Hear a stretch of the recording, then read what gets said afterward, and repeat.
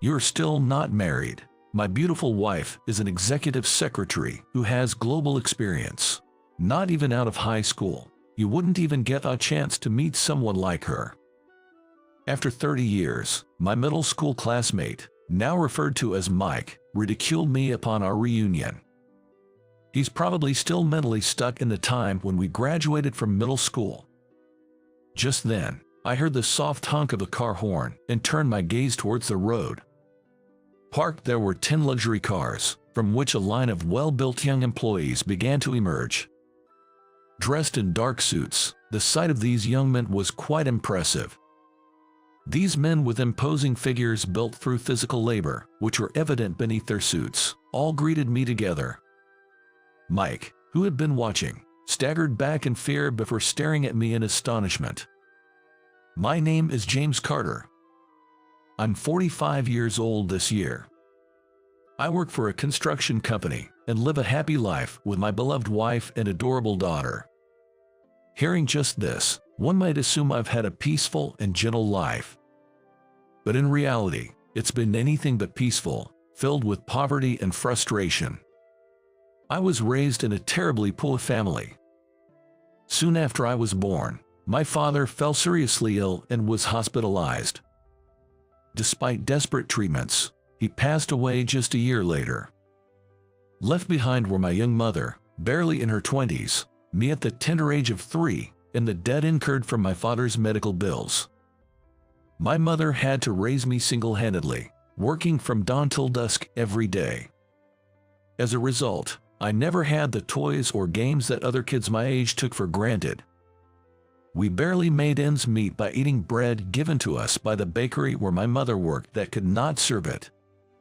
When I started elementary school and began receiving school lunch, I was so amazed by the taste. Without those meals, I would have likely remained painfully thin without proper growth. It's hard to imagine in a country as wealthy and advanced as the United States that there are children living like I did. I didn't want to be at home where my mother didn't come home until late at night, and I spend more time outside the house. Even when I tried to play with others, I didn't have the latest games or anything really. Moreover, my worn and ragged clothes made me an outcast among my peers. That limited what I could do in parks and playgrounds, so I naturally holed myself up in the library to read books. Learning about worlds unknown to me was exhilarating, and my curiosity only grew, naturally drawing me to various subjects. Before I knew it, my grades improved significantly, and I began to earn the respect of my classmates. In middle school, I continued to excel academically, leading to roles like class rep and student body president, making for a fulfilling student life. However, this streak of success ended in the spring of my second year of middle school. A parent-teacher conference was held to determine a course of study at the high school, and I was present, but both my mother and my school counselor, Mr. Thompson, looked somber. With my academic ability back then, I could have easily gone on to the most advanced course at the top high school in the state. But even if we don't have to pay tuition, it costs a lot of money to go on to higher education. Mr. Thompson, isn't there any way? It's heartbreaking to think that his potential could be wasted just because we're poor, my mother said. No, it's okay, Mom. I've always wanted to start working as soon as possible, I lied. The truth was, I wanted to attend high school like my classmates. Go to college and gain a broad range of knowledge and experiences to contribute meaningfully to the world. But I also wanted to provide a more comfortable life for my mother, who had done so much for me.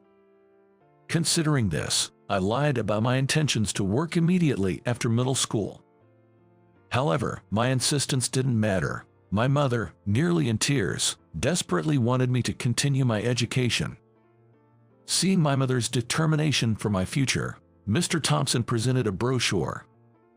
This local company, called the Anderson Group, actively accepts employees who have graduated from middle school.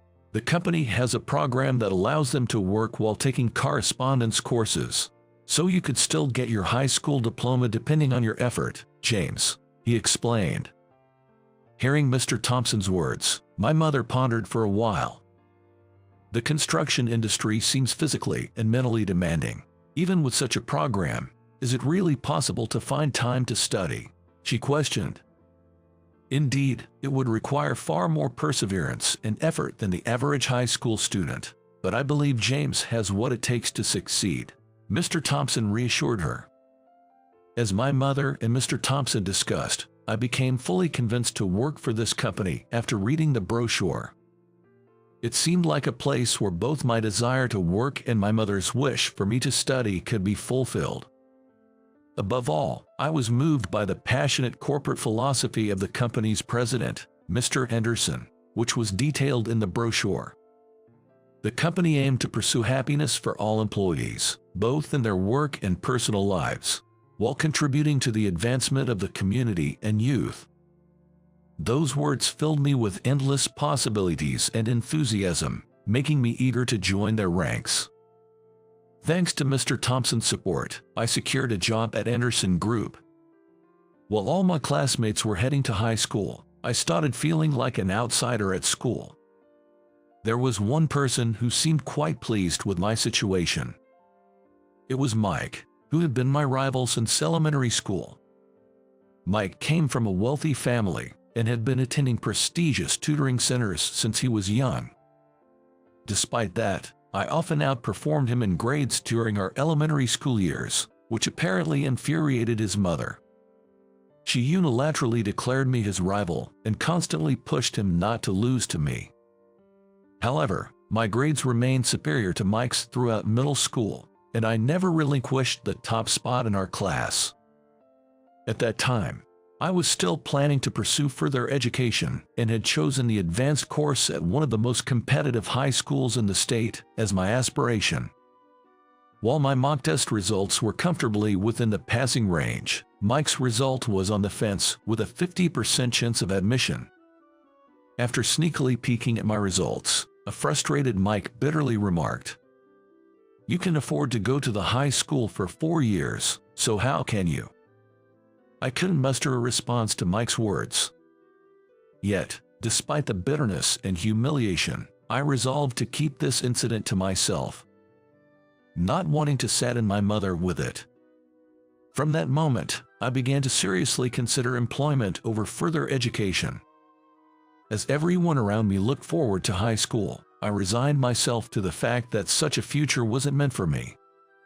When the placement period arrived, I took a chance and applied to an advanced course at a prestigious high school, securing the top score among applicants. After that, I changed my mind from higher education to finding a job. Thus, upon graduating middle school, I joined Anderson Group. Meanwhile, Mike seemed to have passed the course of his choice. But I was so busy adjusting to the completely new world of the construction industry that I didn't have time to think about anything else. Nowadays, female supervisors exist, but back then, the construction industry was dominated by men, and angry shouts were always heard here and there. In my new surroundings, it was Mr. Charles Anderson, the president of the Anderson Group, who took care of me as I was flustered and trying to adjust. Upon learning about my situation, Mr. Anderson, with tears in his eyes, vigorously patted my back in encouragement. "Young men like you, James, are the reason I run this company. Don't hesitate to ask for anything," he declared.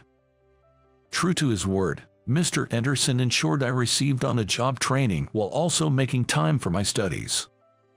Consequently, I spent my mornings working on-site and my evenings studying at Mr. Anderson's home. Mr. Anderson had a lovely 3-year-old daughter. Her name is Sophia, who quickly grew fond of my frequent visits and would eagerly greet me at the door.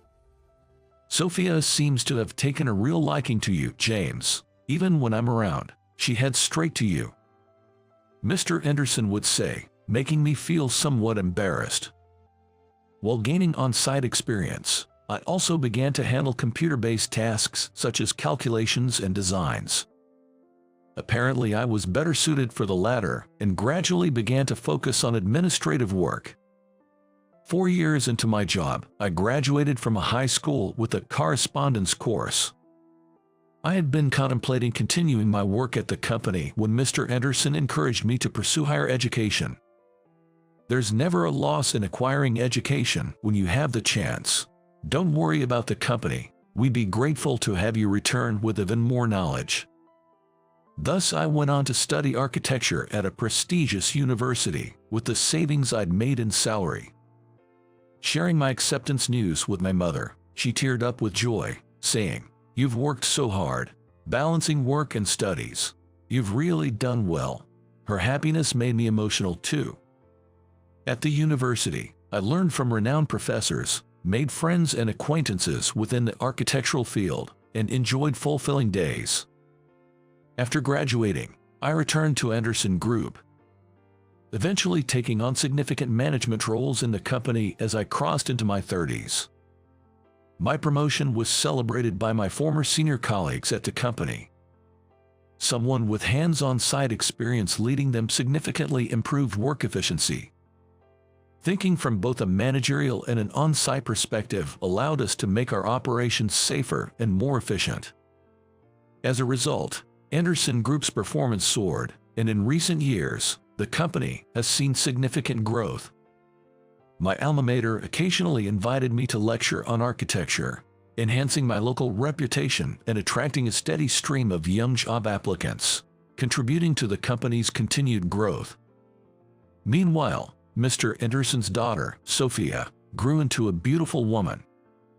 Even I, typically slow to notice such things, noticed that Sophia seemed to have a genuine fondness for me. One day, Mr. Anderson invited me for a drink after work and abruptly asked, "So, James, have you got someone special in your heart?" "No, I'm enjoying my work right now and haven't really had the chance to meet any women." In response to my casual reply, Mr. Anderson looked at me seriously. "What do you think of Sophia? You already know. She really wants to marry you. I can trust you with my sweet daughter." Though I had sensed her affection, having it explicitly stated made me feel both embarrassed and elated. The next day, I dressed in my best suit and visited Mr. Anderson's home. With a bouquet of roses in hand, I declared to Sophia, "Sophia, I promise to make you happy. Please marry me." Nervously, I had intended to ask her out, but I ended up proposing instead. Nevertheless, Sophia blushed with happiness and said, "Yes, I'd be delighted to if you'll have me," and we were married a year later. Sophia took my last name, and we've been living a happy married life. 30 years after graduating from junior high and entering the workforce, I turned 45. It was a fitting milestone for me to become the second president of the company. Now, as my father-in-law, Mr. Anderson, taught me the ropes of being a president, my days became busier and more fulfilling than ever. Before I knew it, Anderson Group had grown into a regional powerhouse with 7,500 employees. Amidst this, the company was invited to play a central role in a major regional development project. With many related companies involved, a networking reception was organized in a hotel's grand hall to foster connections. On the day of the reception, the venue, set up as a buffet-style party, was bursting with the enthusiasm and ambition of those in the construction industry. This time, family attendance was encouraged, so the presence of construction company presidents' spouses and children added to the ambience. Sophia mentioned she would join later, so I waited for her arrival at the entrance, looking out onto the street. That's when a man stopped in front of me. His face seemed familiar, and as he approached and scrutinized me, he broke into a wide smile. "Hey, aren't you James? Long time no see. It's me, Mike." It was Mike, the one who had treated me as a rival back in middle school. "It's been a while. Surprised you recognized me." "I'm a sales director now. Beating my peers requires at least remembering names." Mike smirked, crossing his arms and staring at me. "I heard you became a carpenter. Are you involved in this project? You don't look sunburned, though." Got fired from carpentry. He probably assumed I was still working on site due to my initial job. It seemed Mike couldn't grasp that people's jobs and positions change over time. Wanting to feel superior by comparing himself to me, just like in middle school. Mike continued scrutinizing me, but then seemed to find a new angle to attack from. Attending alone, aren't you? You're still not married. My beautiful wife is an executive secretary who has global experience. Not even out of high school. You wouldn't even get a chance to meet women. Reuniting after 30 years only to be mocked by Mike indicated his mindset hadn't evolved since middle school. While I understood his desire to boast about his wonderful wife and success, it wasn't appropriate for this setting. Mike went on boasting, but I was growing increasingly uncomfortable. Then, I heard a car horn and turned to look at the road. James, I'm sorry to keep you waited. Sophia, glad you could make it. In front of a lineup of 10 luxury cars. Sophia's arrival brought a smile to my face. Thanks for coming today. Are the others in the cars behind your father and his colleagues? Yes, Dad wanted to give the younger members of the group a chance to learn too. As Sophia and I chatted amiably, well-built young employees began stepping out of the luxury cars. Dressed in dark suits, their presence was impressive. And their muscular builds, honed by physical labor, were apparent even through their suits as they greeted me. Witnessing this, Mike staggered back in shock, then looked incredulously between Sophia and me. What? You're married, and to someone from the group? Yeah, she's my wonderful wife. Thanks to her, I'm leading a very happy life. I replied honestly, without feeling the need to hide anything. Our young and well-built employees gradually made their way into the hotel hall. At that moment, a woman dressed in a dark navy suit approached us.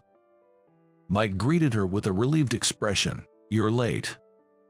It seemed she was the wife Mike had boasted about, who has global experience. Being a secretary, she appeared in a simple outfit for today's event.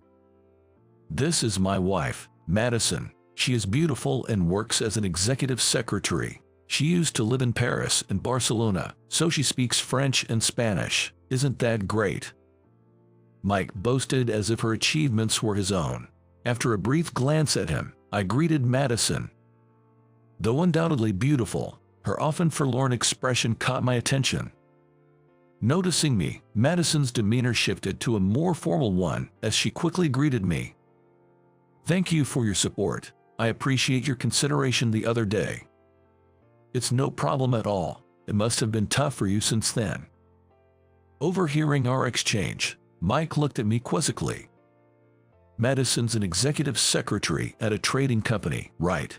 Why are you, just a carpenter, speaking so familiarly with her? What are you talking about? This is Mr. Carter, the president of Anderson Group, a leading corporation in our state. He generously forgave our company for a delivery mishap recently. Madison corrected him. Indeed, Madison was the secretary to the director of one of Anderson Group's business partners. Not quite the high-level executive assistant Mike portrayed her. As faced with the truth, Mike stood agape, stunned. After all, Anderson Group was central to the current project. It was almost absurd that Mike, involved in a regional development plan, didn't recognize my name. However, unwilling to accept the reality, Mike shook his head in disbelief before raising his voice again. Stop lying. I don't know how you deceived my Madison, but it's shameful to boast and lie even though you're poor. I was about to retort when Madison quickly apologized. I'm sorry for my husband's rudeness. Despite the opportunity you gave us at work recently, we've caused you discomfort today. It's fine. Work and personal life are separate, after all. Mike's expression darkened as our conversation continued. His pride was likely hurt, seeing his wife, whom he had boasted about, apologizing to me, whom he had looked down upon. What's this joke? There's no way a middle school graduate like you could be the president of the renowned Anderson Group. James is my husband, and there's no mistake that he's the president of Anderson Group. At that moment, Sophia, who had been listening in, spoke up. She began addressing Mike and Madison with a calm yet dignified smile. James joined Anderson Group when I was just 3 years old.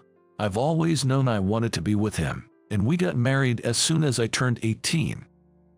What a lovely story. To be dedicated to your husband like that from such a young age, it must have been a fateful encounter. Flattered, I couldn't help but feel a bit embarrassed. We were late today because I was putting our daughter to bed. How old is your child? Madison asked, her gaze drifting enviously towards Sophia's belly, which was noticeably rounded with our second child. She's 3. We took our time to enjoy life as a couple before having her, so she's still quite young. Madison bit her lip in frustration as she listened to Sophia's innocent words. I've always wanted children too, but with both of us working, and my husband's expensive car hobby, we can afford it. Don't blame it all on me. You spend plenty too. Look at James's wife. She may dress simply, but she's much more beautiful than you with all your finery. Mike retorted, pointing out Madison's branded accessories and bags. Though Madison was adorned in brand name items, her gaze lingered on Sophia's attire. Sophia, preferring elegant fashion, might seem understated at first glance, but she actually collected rare, high-value pieces she genuinely liked, likely making her attire more expensive.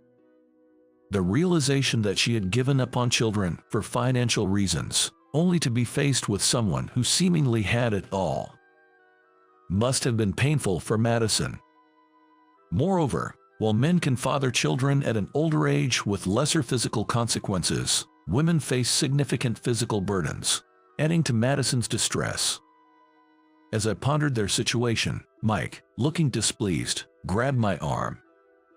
Look, running into you here must be fate. Let's do business with my company. I upset a major client last month. We're old acquaintances, right? I was at a loss for words to Mike's utterly one-sided argument.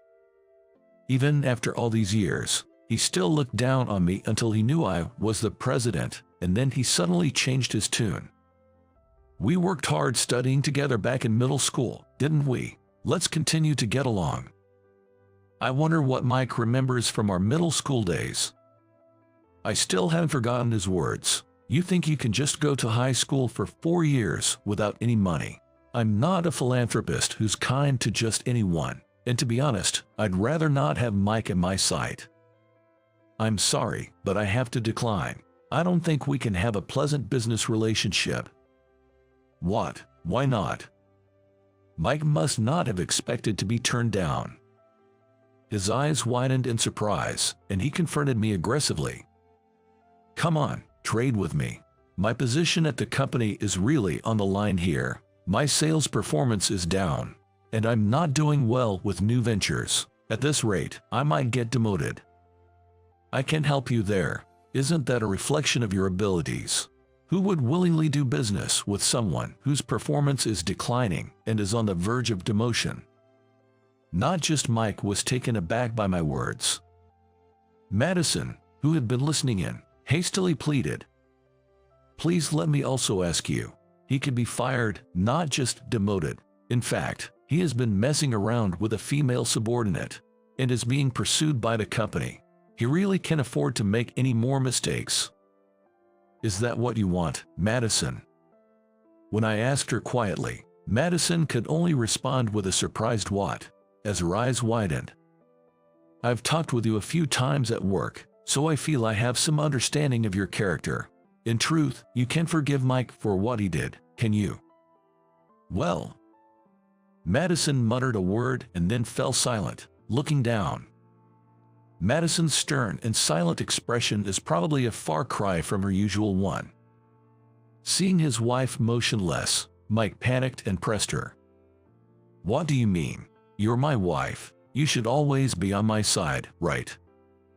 Leaving Mike to his ranting, I prompted Sophia to move into the grand hall with me. The reception ended successfully that day, but we never saw Mike or Madison again. That was the last time I saw Mike. What follows is what I heard from acquaintances at our trading partners. Following that reception, the large-scale development project for regional promotion progressed smoothly with various companies. But Mike's company was not among them.